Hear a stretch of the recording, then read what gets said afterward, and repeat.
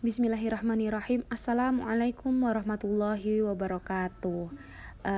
Saya Sinta Nuriyah, NIM A420180009 akan menyampaikan mengenai topik evolusi atau evolution.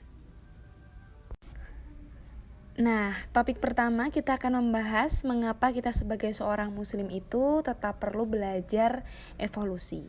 Kita akan bahas setelah ini.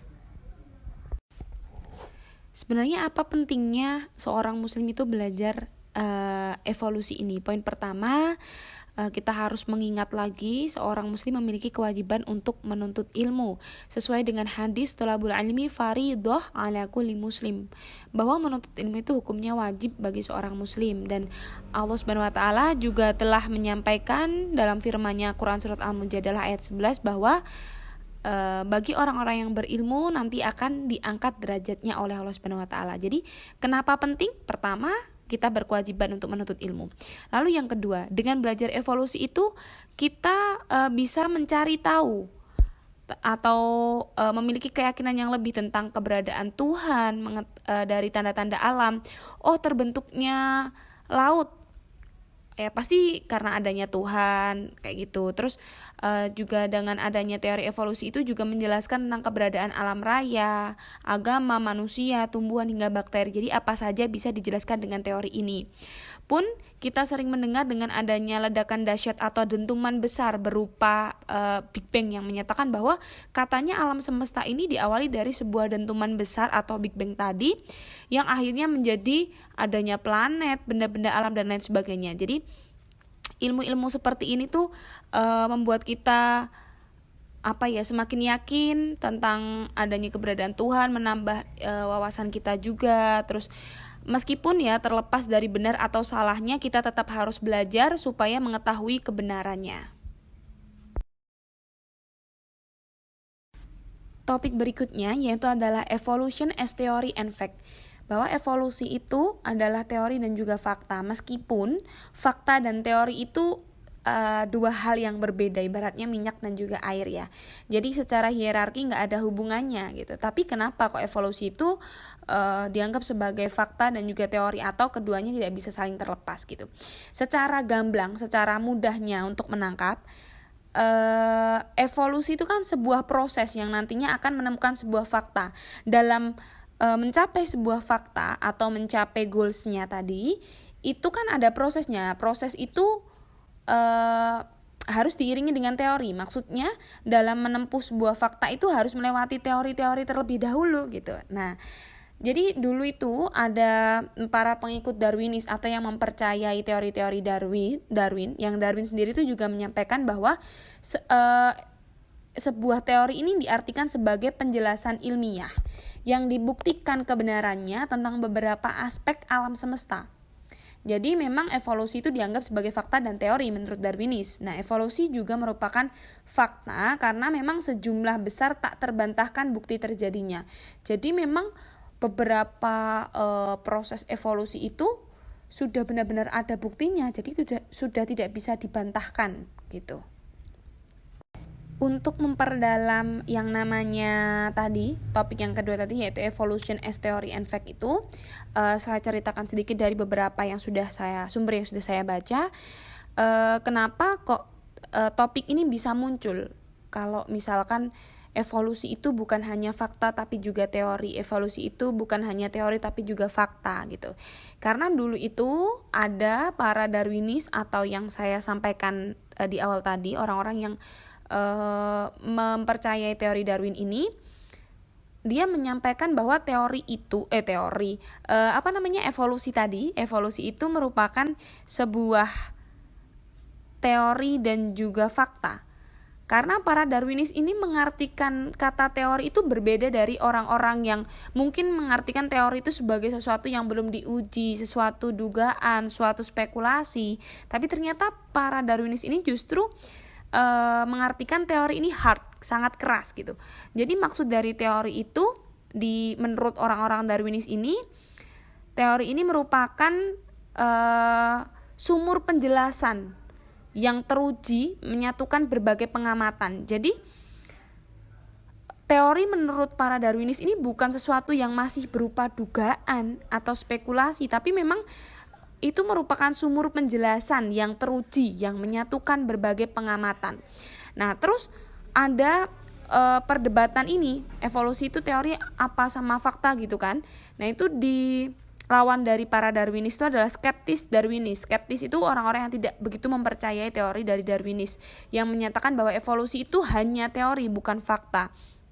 Karena hal ini bisa terjadi menurut saya itu karena para Darwinis menyatakan bahwa si teori itu diartikan sebagai hard tadi, yang sebenarnya teori itu sudah diuji atau bukan hanya sebuah dugaan-dugaan, tapi mungkin orang-orang lain yang tidak mempercayai teori Darwinis atau para skeptis Darwinis ini tidak mengartikan teori itu hal yang sama seperti para Darwinis tadi gitu. Sebenarnya teori orang-orang Darwinis ini benar gitu ya, bahwa evolusi itu memang teori and fact gitu, as a theory and fact, tapi tidak boleh disamaratakan atau memaksakan hal tersebut, karena kan banyak juga para ilmuwan yang mungkin menggunakan kata teori itu sebagai suatu dugaan yang memang belum diuji, atau mungkin ilmuwan yang lain menggunakan teori itu sebagai hard tadi, yaitu sesuatu yang sudah diuji atau sumur penjelasan dari berbagai pengamatan. Lalu yang berikutnya, topik ketiga yaitu adalah mekanisme evolusi. Evolusi tadi kan sebuah proses juga ya, jadi bukan langsung mendadak terjadi gitu, enggak. Tetap yang namanya proses evolusi atau mekanisme evolusi itu diawali dengan yang namanya mutasi. Mutasi itu apa? Mutasi itu merupakan perubahan sekuens DNA, baik di tingkat gen maupun kromosom. Atau kalau misalkan kita dengar mutasi gen, artinya perubahan urutan 1 atau 2 pasang basa DNA yang menyusun gen. Kalau contohnya misalkan kepik itu ada yang dalam satu populasi itu berwarna hijau, tapi tiba-tiba dia memiliki keturunan berwarna coklat. Nah, itu bisa aja disebabkan oleh adanya mutasi gitu, baik mutasi gen maupun mutasi kromosom. Yang kedua adalah gen flow. Flow atau sebuah aliran gen atau penyisipan gen dari suatu populasi ke populasi lain atau perpindahan. Jadi misalkan nih kepik hijau, populasi kepik hijau dan populasi kepik coklat. Nah, populasi kepik hijau itu mungkin satu individu berpindah ke populasi kepik coklat. Itu kan akan merubah populasi dari kepik coklat yang awalnya cuma coklat, tapi sekarang bertambah dengan adanya warna hijau. Adanya perpindahan gen dari satu populasi ke populasi yang lain. Lalu mekanisme yang ketiga, hal ini tuh saling berhubungan tapi tidak selalu urut ya. Itu ada rekombinasi gen. Rekombinasi gen itu adalah pembentukan susunan gen baru dengan jalan pemindahan segmen DNA dari satu sel ke sel yang lain. Atau bisa kita sampaikan atau kita ambil kata kunci, rekombinasi gen itu adalah pemindahan sel kelamin secara bebas dan kombinasi baru secara acak dan bebas. Nah, contohnya apa? Contohnya adalah perkawinan silang, atau rekombinasi itu adalah perkawinan silang. Perkawinan silang itu contohnya kuda dikawinkan dengan keledai. Nah, itu namanya rekombinasi gen. Yang keempat adalah seleksi alam. Seleksi alam yaitu suatu proses adanya perbedaan antara organisme dalam hal kemampuan bertahan hidup dan bereproduksi. Perbedaan dalam satu atau lebih cirinya itu merupakan seleksi alam. Atau kalau misalkan kita ingat kembali, seleksi alam itu misalkan yang katanya jerapah itu berleher panjang, itu karena kenapa kok kita menemui jerapah itu berleher panjang? Karena jerapah yang berleher pendek itu sudah punah. Kenapa sudah punah? Karena dia tidak mampu mengambil makanannya yang di atas. Nah, sehingga jerapah-jerapah yang berleher pendek itu udah nggak ada gitu. Jadi itu namanya seleksi alam. Atau mungkin misalkan suatu hewan yang berwarna coklat sama hijau gitu ya, suatu serangga yang dia itu ada pada daun. Nah, akhirnya serangga yang berwarna coklat itu lama-kelamaan punah. Kenapa? Karena yang terlihat oleh burung itu adalah serangga coklat tadi. Jadi akhirnya serangga coklat ini tadi habis dan tinggal serangga yang berwarna hijau. Yang terakhir yaitu adalah penyimpanan genetik, yaitu perubahan sejumlah satu atau lebih sifat alel terwariskan di dalam populasi yang terjadi secara acak. Ingat bahwa genetic drift itu terjadi secara acak. Demikian tadi pembahasan kita mengenai topik evolusi. Kita harus ingat bahwa sebuah ilmu itu bagaikan cahaya yang nanti akan menerangi di zaman yang akan datang. Apabila ada salahnya mohon maaf. Wassalamualaikum warahmatullahi wabarakatuh.